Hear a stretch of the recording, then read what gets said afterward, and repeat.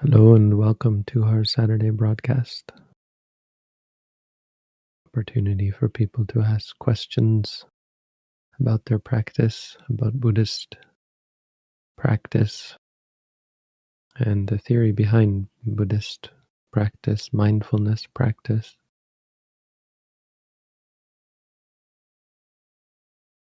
Specifically, this session is for questions that have relevance to your own practice, not intellectual curiosity or theoretical knowledge or philosophy. Something that is of practical importance to you as a meditator, as a Buddhist, as a human, as a being, as a person, a being stuck in samsara, subject to suffering, stress. So, the first 15 minutes will be for collecting questions. As people show up and post their questions, you can post questions in the chat anytime. For the first 15 minutes, we will just practice silent meditation in order for the questions to come in and to be collected, and also for us to cultivate the clarity of mind necessary to appreciate the Buddha's teaching. So I'll be back at 15 minutes after the hour, as usual, to answer questions.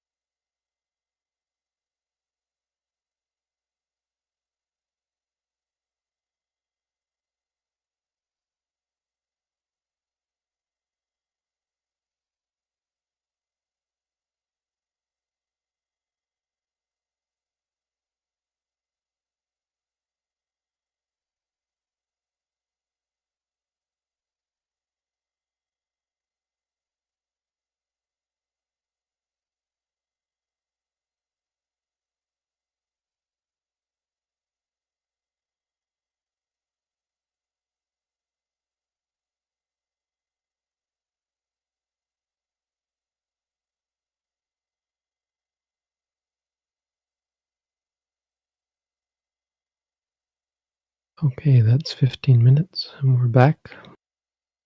So from here on, we would ask that the chat be reserved only for more questions. So if you have questions, post them. If you don't have questions, just sit back and listen. Be mindful.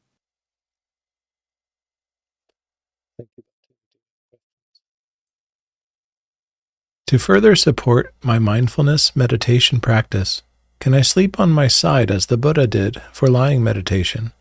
I am not ready for sleeping upright, but I would like to expand my practice of the 8 precepts if this can help my mindfulness overall. Well, first off, I would be cautious about trying to help your mindfulness. That can be a sort of bad habit of trying to somehow find a way to make it better. Just you have to be careful about that because it can be about control, right? And it can be about not acknowledging your lack of control, and it can lead you away from letting go. So try not to be too focused on finding ways to make your mindfulness better in that way. You can phrase it and look at it in terms of removing hindrances when you see things that are clearly obstructing your practice.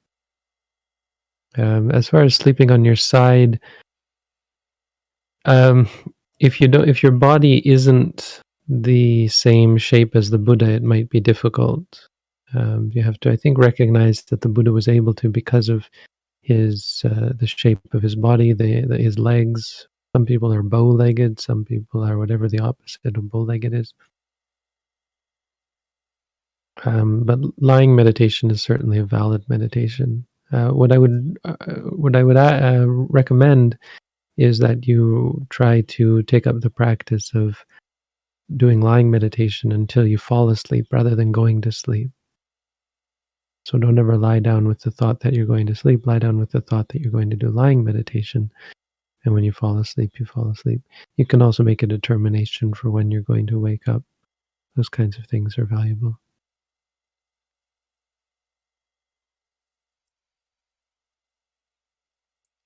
I was at a children's dance competition, unaccompanied, with 1 hour waiting time before the start. How to be mindful and what to note while waiting at my seat. I did not know where to look without appearing inappropriate, for example, closing my eyes, looking down at the floor. There were many people as well as lights and advertisements flashing from different directions. Well, there's nothing special about that. You can just note. Outside of formal meditation, we recommend noting the postures of the body and the senses. So seeing and hearing would be appropriate. You can note your reactions, liking, disliking, sort of thing.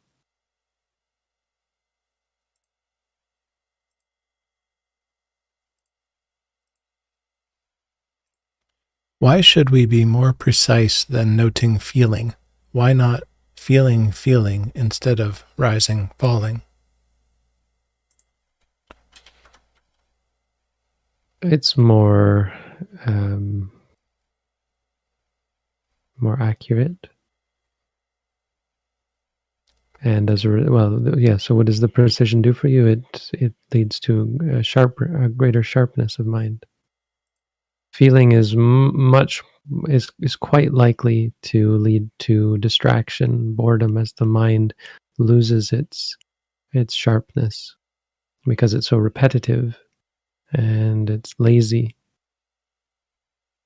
That you would be quite likely to fall into not actually being mindful, not actually recognizing the experience as a feeling, and just using the word. I mean, it's not wrong. It's not that it's wrong practice. It's just far inferior from actually noting something more accurate. Like if you feel tension in the body, you would note tense. If you feel hot, you would note hot, or cold, you would note cold. Are they all just feelings? Yes, technically, they are all just feelings. So that's not wrong, but it's not nearly as valuable. Why would you want to just note feeling for everything? I think one reason might be because of it's easier. And easy is really not the direction we want to be headed. We want to challenge ourselves. Now, that being said, it doesn't mean that you have to be so precise. I mean, you should be precise, but it's easy to mistake extrapolation for precision, where you would say thinking about the past. Now, that's extrapolation. Thinking is just thinking. The experience is not of the past. That's your interpretation of it. You're actually just thinking. That you say it's, for example, of the past is because you associate it with something that happened in the past, but the thought is still a thinking in the present. So that you wouldn't want to go too far in that direction. It's not too far, you cross a line, you're no longer being precise, you're now extrapolating.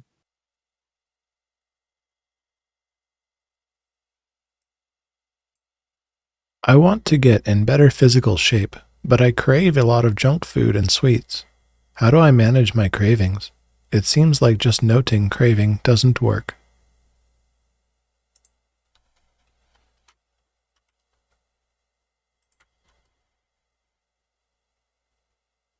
Well, noting craving isn't for removing the craving, it's for helping you understand and become more familiar with, for in specifically the craving, but you also have to become more familiar with the happiness, the pleasure that comes from the taste of junk food, the thinking about it, the seeing it, and the feeling of eating it, and that sort of thing. You just have to be generally more mindful, and how it works is not to suddenly get rid of the craving, but to help you see the stress and suffering associated with craving things and needing things and trying to always get what you want. So don't think of it as not working. Think of it as leading to greater clarity, mindfulness. It's a long process. Craving is something that takes a long time and a lot of work to get rid of. It's not the first thing to go in the practice. The first thing to go is wrong view. So a misunderstanding that somehow it's me or mine, and that it's I, and that somehow there's some actual inherent goodness in chasing after sensual pleasure. Those kinds of things, those kinds of wrong views are eradicated. But it doesn't mean that you stop liking things or wanting things. That takes time. It's something you have to work at and gain greater clarity and better perspective. It's a long process. I mean, if you think about it, if you look at it, craving for junk food is really low on the list of things that are causing you stress and suffering. There's much worse things like killing, stealing, lying, cheating. Any inclination to perform any of these things is far more dire and greater concern. Hurting other people, lying, manipulating others, um, any kind of strong addiction you might have, or strong frustration, aversion, fear, or worry, the really strong ones. It's really going to take a lot of work to get rid of more subtle ones like craving for junk food. You might also want to note the wanting to get in better physical shape, because that wanting leads to stress when you can't get what you want, and feeling bad, the disliking of your physical shape, and that sort of thing. I mean, I would recommend, if you have for this in particular, if you have a chance, find a way to do an intensive meditation course, and you can see how eating only once a day makes you feel. Can help to change your general attitude around food and help you need to eat less, curb your habit.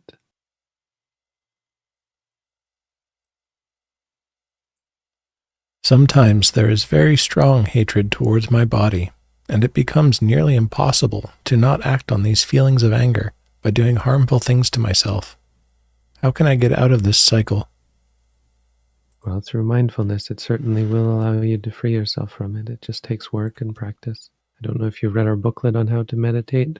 If you have, I don't know if you've done our at-home meditation course.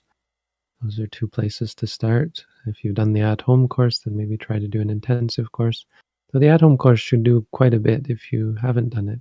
It should be quite a good support for helping you at least mitigate these feelings or put them in perspective.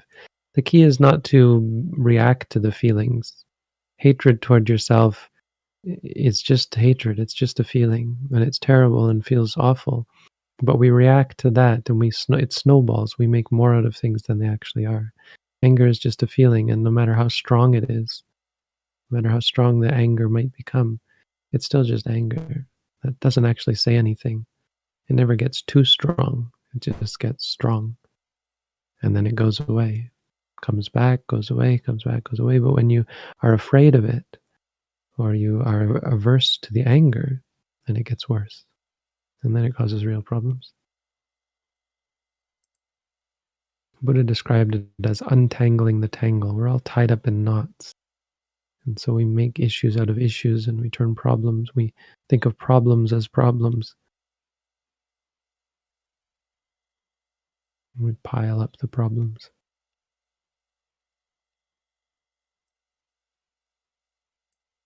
For an activity involving pleasure, can we separate enjoyment in the moment from liking, as in, can I still enjoy an activity without liking or compartmentalizing and attaching to it?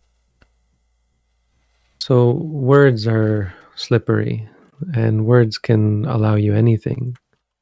Language allows you to enjoy without liking. But reality doesn't have that luxury. Reality only admits of certain states of mind. And so words don't have any meaning or any weight. They don't have any influence on reality. Reality is that you either react to something or you don't react to it. Either you see it simply as an experience, or you have some sort of judgment or extrapolation of it. Basically, you extrapolate it or you don't. One way of extrapolating on experiences is to like them.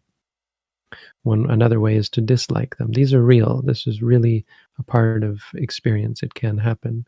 Enjoyment is just a word that we use. A person, we say, is enjoying things. But is there an experience of enjoyment? What is that experience? It's probably a muddying of the waters, or a muddling of the actual realities between the pleasure of something and the liking of that pleasure. So pleasure is a part of experience. Pleasure is real. It actually arises. And it's possible to have pleasure without liking it. But enjoyment isn't actually real. There's no part of reality that we can call enjoyment. It's just a description we have of things. I was enjoying that experience. And the reality of it is liking. I mean, anyone who says they're enjoying something, there really is no room for them to wiggle out of saying of admitting that they like it. You wouldn't enjoy something that you don't like, or you wouldn't enjoy something that you don't like, and not that you dislike, but that you have no liking for. If you have no liking for something, there would be no enjoyment of it. That being said, you can experience pleasure without any liking of it. The key is that through clarity and mindfulness, you start to see that the pleasure is not actually that beneficial. And in terms of states of mind, there are far better ones. Peace is a far more beneficial, subtle, refined state than pleasure. But in terms of mindfulness, the key is to just see the pleasure as pleasure. It's not to get rid of it, but also be very vigilant for when there's liking or disliking of something, because those are habit forming and they cause serious problems. They keep us caught up in the rounds of suffering, keep us caught up in disappointment and expectation, keep us fixated on the past and the future, keep us vulnerable to loss, change. They really are the real cause of all of the stress and suffering in our lives.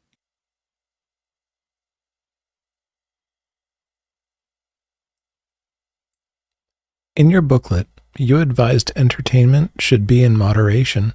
Is sexual activity in moderation okay too? Yes. Sexual activity, as long as it's not as long as it's not harmful in any way in terms of breaking a commitment, um, breaking people's expectations, reasonable expectations or agreed upon expectations. I mean, I'm obviously talking about marriage. If you have extramarital relations when there's an expectation in your marriage that you've agreed upon to not engage in that, then you could say it's harmful. Of course, sexual assault, even a person over 18 or an adult having sexual or romantic relations with someone underage, that's unethical. Those sorts of things that are harmful, manipulative, and so on. Now, sexual activity, entertainment, these are unwholesome. It's important to understand. So Buddhism doesn't praise them or even accept them as being a part of a healthy lifestyle. They're just understood to be something that lay people are by and far unable to let go of. They are not antithetical to the path. I think I mentioned that in the booklet, that there are certain things that are antithetical: killing, stealing, lying, cheating, drugs, and alcohol. These are going to set you back. Sexual activity, entertainment, these things are only going to hinder you. So they'll make make your practice and your progress go slower. So if you're okay with that, or even if you're not, um, engaging in these things is probably par for the course. It's not something you should feel terrible about. You should appreciate that there is the Buddha taught these things, taught letting go of, well, not just these, but letting go of everything. And these things are caught up in clinging and craving and liking and wanting. And so ultimately they're going to be unsatisfying, but don't beat yourself up over them. They don't prevent you from practicing a spiritual life.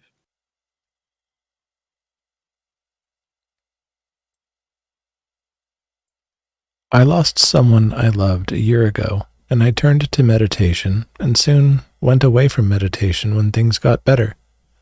I realized that I only turned to meditation when I'm going through a lot of suffering. How can I make meditation a regular habit without it being subject to condition? Mm. Just practice goodness, really. Do good deeds to help yourself get a better perspective on things. It's just a sign that you have lack of perfections, that you're mired in bad habits and bad inclinations and bad intentions, laziness, complacency, and so on. It's very common. So it's certainly reasonable that people turn to meditation as a means to freeing them from suffering when they experience great suffering. The challenge is to gain greater clarity so that you're able to see the rest of the suffering that's more subtle, not nearly as glaring and obvious. That's the challenge. Now, it's harder. Some people are unable to see any reason to make themselves better, to better themselves, to train themselves until it's dire, until they're dying. I mean, some people never do, and they just die, and they could be on their deathbed and they would be completely vehemently against any uh, improvement on their self-improvement on their part. Some people it takes dire circumstances, some people it takes something threatening, for others it takes something hinting at a threat. So you can be there can be a potential for problems, the realization that suffering could come to you. And for some, they're able to appreciate the nature of suffering in all experiences and how clinging is just going to always lead to stress and suffering. It's just about development. For some people, it can take lifetimes before they're able to free themselves from suffering. Others just never get there, wandering in samsara for eternity. Which one are you going to be?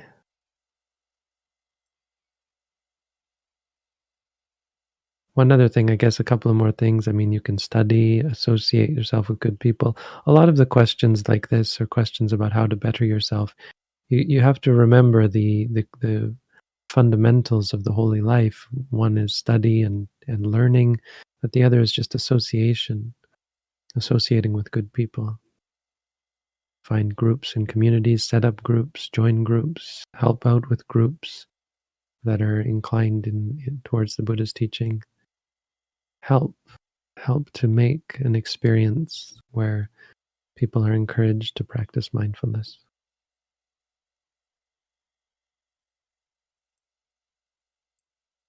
To practice mindfulness in daily life, what is the guiding principle for where one puts attention?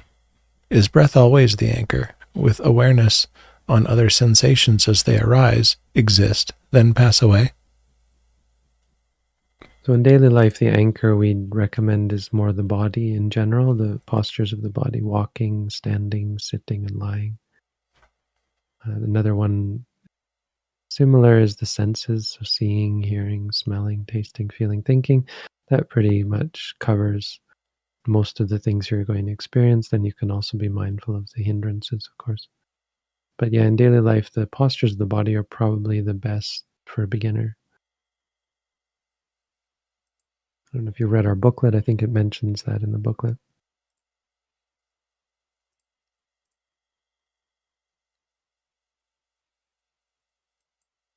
Every time I've tried to meditate, I immediately get restless and can't focus on the meditation. I start thinking about stuff I have to do, etc. Any recommendations for people with ADHD? Well, I do recommend to try and loosen the hold that labels have on you. Try to not focus too much on calling yourself someone with ADHD, like calling it ADHD, because that's an extrapolation.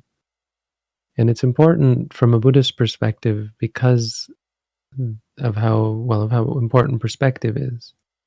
It's important that you are focusing on what's really there. ADHD is not a thing that's really there, it's just a description of the things that are there in general. And as a generalization, it doesn't really accurately describe the situation, the reality. So the second part, or the part that you actually mention about what happens, is much more valuable. I start thinking about things I have to do, etc. So that is real. That is actually happening. The thinking arises. And so the perspective you want is not to see it as I am thinking, but think of it as thinking, as a thought that arises. Thoughts arise, thoughts cease. And to not look at it as a problem. The idea of mindfulness is not to stop thinking, it's to be mindful of the thinking, to appreciate and understand and be familiar with what it's like to think, gain a better perspective on your thoughts. And emotions, like restlessness. Why do you feel restless? Is there liking, disliking? There can be wanting or craving and that sort of thing. All of these things are interesting, and none of them are really going to be described by ADHD. So I don't know if you read our booklet. Maybe try that, but be clear that meditation's meant to be a struggle, a challenge. It's meant to take you out of your comfort zone. So it will do that. It will be hard for you. It will be uncomfortable. But it's that discomfort that forces you to change, makes you see the reasons why you're uncomfortable. Your dissatisfaction, your desires and attachments and expectations and all that, and your reactions and habits.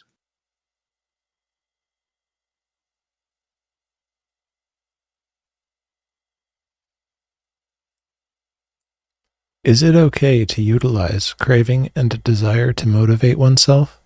I sometimes feel that the potential penalty of suffering is still worth the boost in energy and action.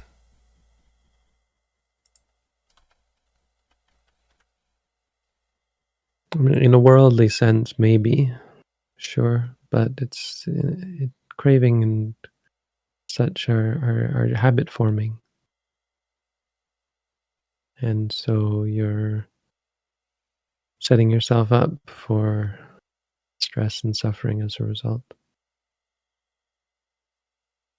If you want to feel energy and action and so on, I mean, it just becomes habit forming, and expectations leads to delusion as well, because you think you're in control. It's not going to work out in the long term. It just gets you caught up in the world. It's a reinforcing of attachment. So in a worldly sense, that's of course necessary to do many things. Without the craving and desire, you wouldn't do them in the first place. The thing about mindfulness is it shows you how stressful and tiresome and bothersome that is. And it leads you to let go of it. You don't have to um, give up your desires. You just have to see them clearly. The giving up happens by itself because you just see them as not worth the effort, without any real value or satisfaction.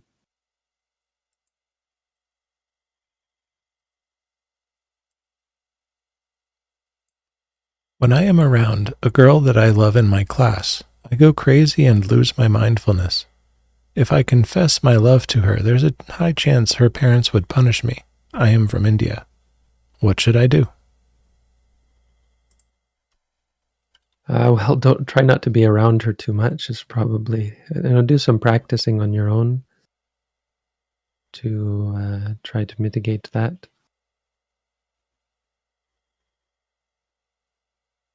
Love is a funny thing, huh? It's often related to both past life experiences and also past life habits. So it may not be her that you knew in a past life, but she can remind you. There can be a very strong, like just unreasonably strong attachment. But it's not really love.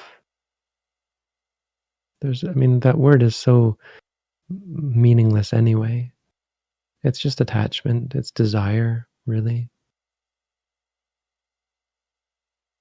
So desire is something you want to learn about. And you also want to try and address the views around it. Because confessing your love to her is probably not the answer. In the first place, regardless of whether your parents punish you, them punishing you is not the most important thing here. What's important is that you find happiness and satisfaction. And you don't find satisfaction from clinging.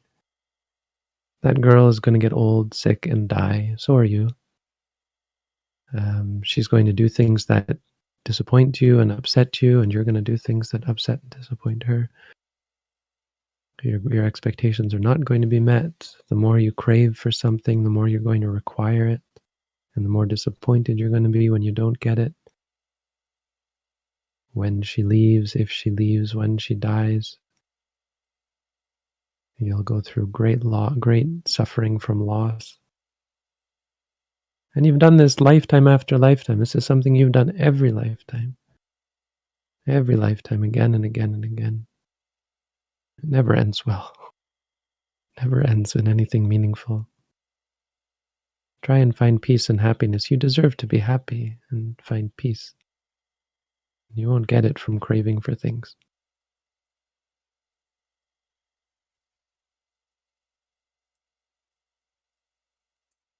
I feel it's very difficult to practice mindfulness all day without giving in to craving. It seems to not improve. What can support my practice?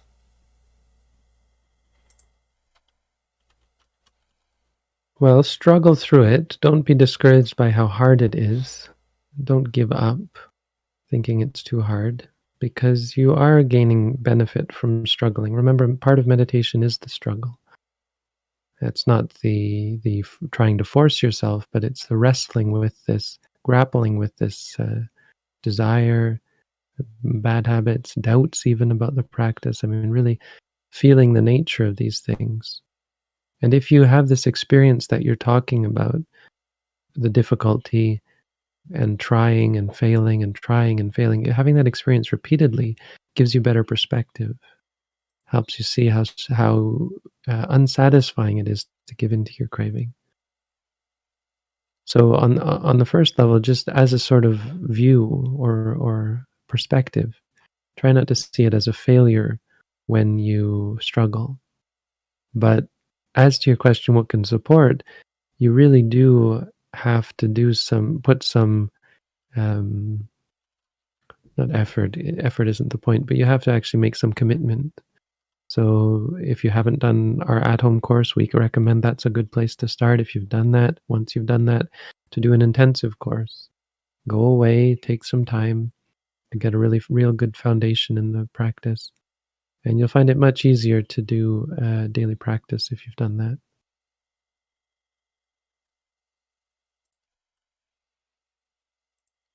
I have heard a monk say, "It is best to meditate with eyes open slightly, as it reduces the images that will often come up in meditation when eyes are closed."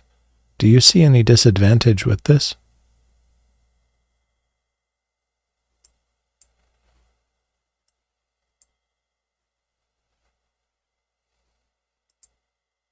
So the disadvantage of trying to remove anything is the desire to remove it, the aversion to it, the desire to reduce something. So there's no reason whatsoever to think that images are a problem in this practice. Now, in other practices, it might be a disadvantage for some reason, um, but I doubt it. I mean, opening your eyes is not going to make any better because you'll see things outside, right? But certainly in this practice, that's not proper instruction because images are a valid object of mindfulness. Rupa Ramana. You can tell them it's Rupa Ramana. You can take it as an object of mindfulness. Just say seeing, seeing. So they are not a problem. When they are a problem is when you cling to them and you think there's something special about the images. And this is an example of clinging. Usually people cling to them as a good thing. They're excited about them. So they try to do whatever they can to make those images come, or bright lights or colors or anything like that. And that's a problem because, of course, they're not mindful once they're trying to encourage them or liking them or excited about them or interested in them. But it's also clinging just the same to be averse to them, to try and get rid of them. It's also delusion, thinking that you're somehow in control or trying to be in control. That's not the way of mindfulness. Mindfulness is dite dita matang bhavisati. Let seeing just be seeing. Let what is seen just be what is seen. So yeah, there is a disadvantage to that for sure.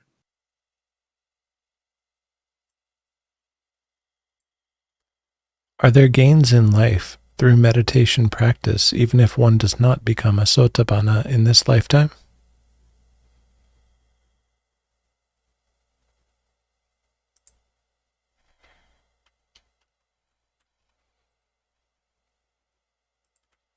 Absolutely. The biggest gain in the long term, probably based on what you're thinking, is the what we call upanisaya. Upanisaya is the inclination, and it carries through from life to life. So in your future lives, you might forget all the people and places you've been, all the details, but the inclination to meditate will be quite strong based on the practice you've done in this life, even if you didn't become sotapanna. There's something called Jula Sotapanna, and it's not in the Tipitaka, but the commentary describes something called Jula Sotapanna, which is very ancient, and I don't know where the word was originally coined, but the Visuddhimagga talks about it. And if you just reach the second stage of knowledge of the 16, which is far before becoming a Sotapanna, then you're called a Jula Sotapanna, which means you've seen cause and effect, and you understand good and bad to the extent that you are able to free yourself from the four lower realms. You're not going to be reborn in hell or as an animal or as a ghost in the next life. Now, in future lives, there's no reassurance, but for this life, your mindfulness is powerful enough to free you from those things in in the next life. And so the power of that carries on. And in future lifetimes, when you meet with the Buddha's teaching, you'll be much better able to pick it up, much more inclined to pick it up, It's just something that's going to help you in lifetime after lifetime until you do actually become a sotapanna.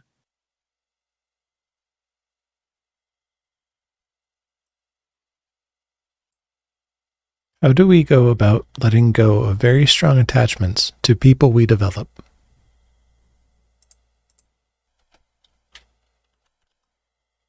So you don't go about letting go. This is a common misunderstanding of meditation practice. Letting go is not a practice. Letting go is a result. So appreciate that first. You don't go about letting go. What do you go about doing? You don't even go about seeing clearly. Letting go comes from seeing clearly. Okay, there's an even intermediate step even there. Letting go comes about from seeing, oh, that's seeing clearly, I guess. Seeing clearly that the object is not worth clinging to. But that comes from a general seeing clearly. When you see an object clearly, you have an understanding, an appreciation that it's not worth clinging to. And it's not an intellectual thing, you really just see. You know, you observe that it's not worth clinging to. And that leads to letting go. That comes from seeing clearly the qualities of the object as being impermanent, suffering, and non-self. And that isn't even what you do. What you do is you practice mindfulness. You cultivate, or you could say simply, you remind yourself. Seeing is seeing, hearing is hearing. The word sati means to remember. So you cultivate this remembrance of things as they are. You remind yourself to keep your attention present, clear, and objective based on the object. So if you practice mindfulness, it leads to that chain of events, culminating in letting go and becoming free and finding peace. Why do I feel guilty if I miss my meditation?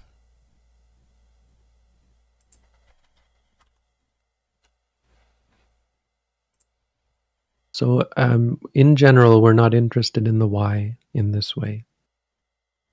It's not where you should direct your attention. If you feel guilty, you should note feeling or guilty. Guilty is something like disliking or frustrated or that sort of thing. Try and figure out what the feeling is. Sad could be, worried could be. Try and note the experiences.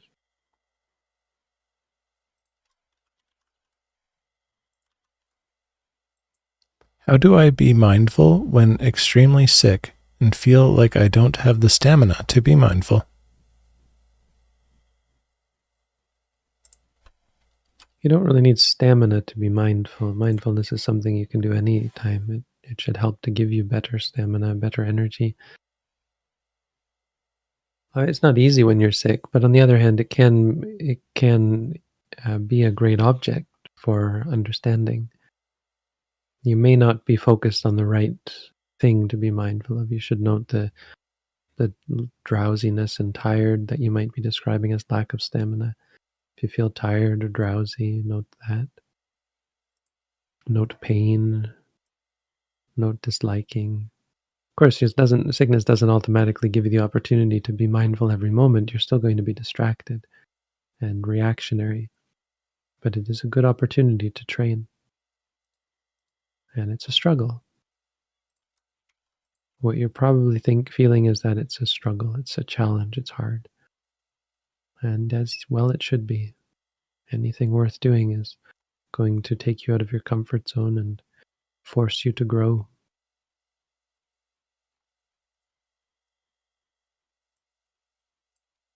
Can we meditate on the image of the Buddha? Is it right meditation because seeing Buddha's image brings some calmness and tranquility on the mind? It's not a great object. It's not a great object because there's too much distraction. And it's only a good object at all in samatha meditation. But the much better objects are plain white circles, something very simple, because it's much easier for the mind to grasp the concept and to become absorbed in it.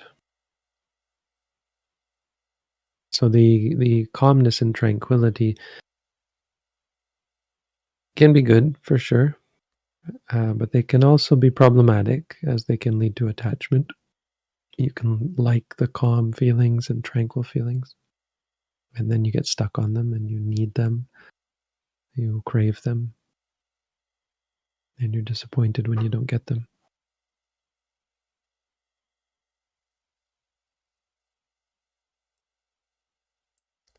Ever since I committed to keep the 8 precepts, when I change my mind and go back to just the 5, I lose a lot of peace of mind and go back to indulgence.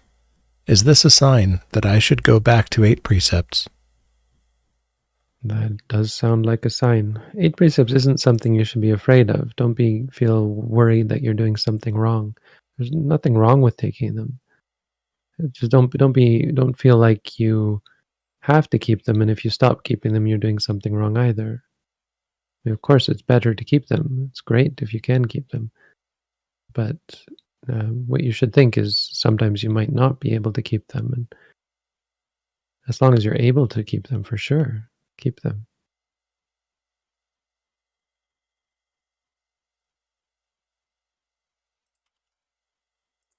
Whenever I begin to note the rising, I feel my jaw start to tense up. I note the tension and it relaxes, but the tension always comes back. I find it distracting. Do you have any advice? Yeah, this is the same idea of not being, not having expectations that it should be easy or relaxed, that meditation is going to be a challenge, and this is part of the challenge. So you find it distracting, that's something you should note. Say to yourself, distracted. If you dislike it, say disliking. But kind of also appreciate that mindfulness isn't about choosing your object so much as it is about noting the object that's in front of you. So the fact that it takes you away from the stomach isn't a problem. It's just a sign that you should then be noting the tension. So you'd say tense, tense. The fact that it comes back is valuable, shows you that it's not under your control, and it helps you see the dukkha of experience. Dukkha in the sense that it's incessant. It has no relationship to your desire, to your hopes and wants and needs. Reality is just an incessant interference or impingement on your experience. You're constantly being bombarded by these things, and that helps you see the stress and suffering of clinging. It teaches you to let go. It's what leads to letting go and no longer being dependent on reality to be a certain way, being flexible, adaptable, and impervious to the changes of life. There's a lot of teaching going on there. You should appreciate the value of this lesson of being flexible and being able to adapt and being patient and not react and not judge. I've encountered entities during altered states. Are they generated by my mind? Will mindfulness make them go away? So are they generated is kind of a why question, or it's an origin question, right? So we're not interested in that. You don't encounter entities, you encounter experiences. Entities are not a thing that exists. People, beings are not a thing that exists. And you can apply that to anything in meditation. Like if someone in the next room is talking, it's not a person talking, it's just sound. The experiences of the sound. So encountered entities, what does that mean? You hear something, you see something, you think something, a thought arises and you think it's not your thought, that sort of thing. There can be a feeling sometimes, a pressure. And I'm not saying that you're just delusional. I'm saying that the experiences are very different from what you believe, what you describe them as being. If a person comes and poke you, it's not a person poking you. It's just a feeling of being poked.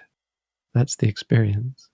Of course, in that case, you might have to see why they're poking you because there could be some practical reason. But For beings and entities that aren't like your family members, you can probably just be mindful of the experiences. We're not trying to make things go away, just be mindful of them. They don't fall categorically outside of the realm of mindfulness, and that's all you have to be concerned with. What part of this is actually in the realm of reality, and note that, and watch it come, watch it go, and watch it come back and go again.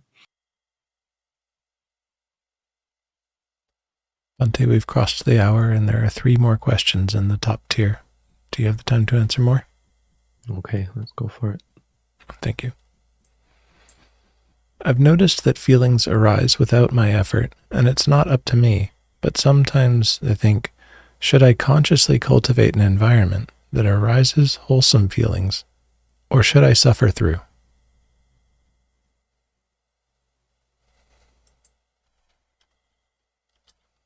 You should suffer through. Cultivating an environment, suffering through is what, well, suffering through is not the best way to look at it, per se, but I don't quite get what you're getting at here. But by consciously cultivating an environment, environments don't, well, yes, there are practical aspects to environment that relate to wholesomeness. For example, as I said, good companionship, or if not, then solitude, getting away from people who are bad companions, who are the cause of unwholesomeness. So I guess I'm not sure what you mean by feelings, if you mean emotions, if you're referring to things we would call the hindrances. And those are things that you should be vigilant about. So it's kind of vague. I don't really understand what you're talking about here. I guess you might be overthinking things, and you might not want to think about this too hard. Just try and be mindful. But certainly circumstances can affect your practice, practically speaking, until you become skilled enough to suffer through them, or face them without suffering is the real point.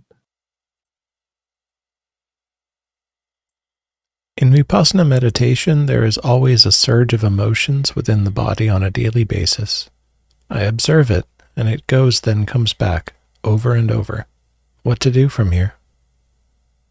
When people say in vipassana meditation, I always think they might be talking about a different tradition. We don't generally, we do, but what we call this satipatthana vipassana. So it might be clearer to me if you were actually to mention that, so I can understand, or better yet, even say in this meditation or something like that, because we do get people talking about this from another tradition. But let's assume you're practicing in our tradition.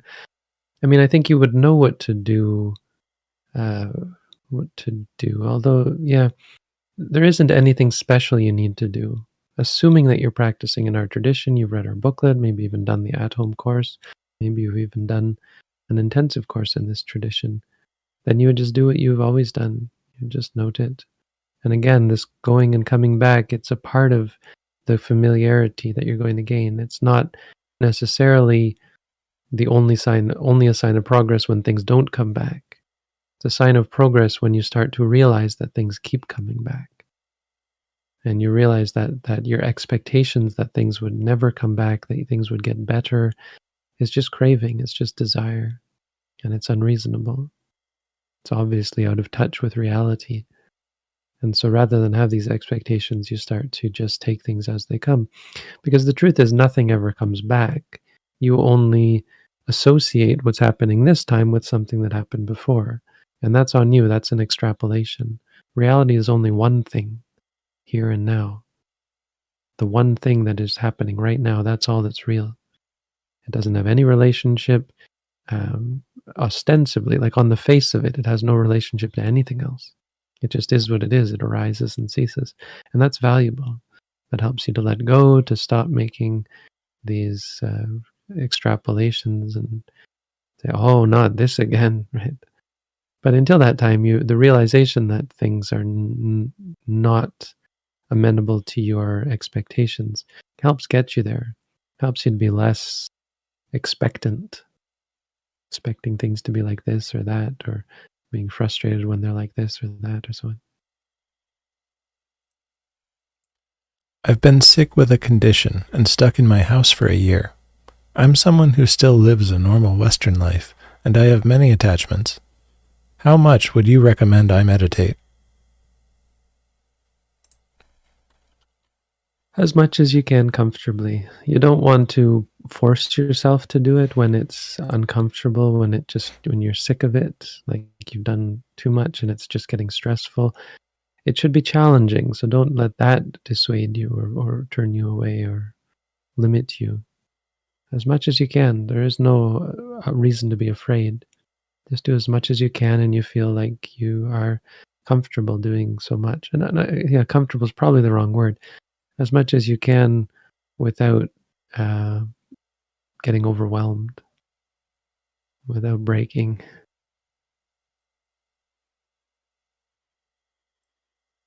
Thank you, Bhante. That's all the questions we have in the top tier. Okay. Thank you all for your questions. Thank you, Chris and Jim, for your help. Of course. Wish everyone a good week, good practice. May you find peace, happiness, and freedom from suffering. Sadhu. Sadhu.